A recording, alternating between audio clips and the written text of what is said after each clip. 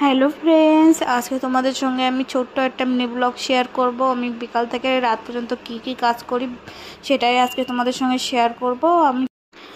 আমি পুরো ঘর বারান্দা পুরো ঝাড় দেওয়া হয়ে গেছে। এবার আমি একটু বাইরেটা ঝাড় দিয়ে নিচ্ছিলাম। তারপরে কিছু জামা কাপড় ছিল সেগুলোকে তুলে নিলাম।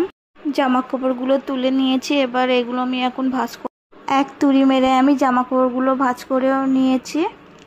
তারপরে কিচেনে কিছু থালা বাসন ছিল, সেটাকেই আমি এখন ধুয়ে নেব।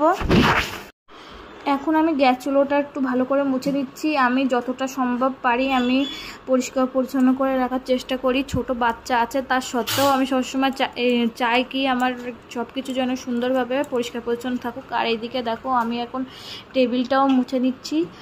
আমি সব কিছু পরিষ্কার পরিচ্ছন্ন করে রাখতে ভালোবাসি, কারণ যতই বাড়িঘর পরিষ্কার পরিচ্ছন্ন থাকবে ততই মা লক্ষ্মীর বাস হবে বাড়িতে।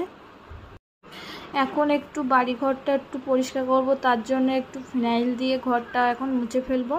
এখন একটু শ্বশুরমশাই খাটটাও অগোছালো হয়েছিল, সেটাই আমি এখন পরিষ্কার পরিচ্ছন্ন করে রাখবো। তারপরে এখানে আমি ঘরটা একটু মুছে নিচ্ছিলাম ভালো করে। তারপরে এখানে একটু দুধ বসিয়ে দিচ্ছি, মাম্মামকে খাওয়াবো বলে দুধটা গরম করে নিচ্ছি। এখন আমার স্নান হয়ে গেছে, আমি এখন যাব সন্ধ্যা দিতে। এদিকে আমি ডাল সিদ্ধ আর ভাত বসিয়েছি, তার ভিতর আমার গ্যাসটা শেষ হয়ে গেছে, তাই লাগিয়ে দিচ্ছে।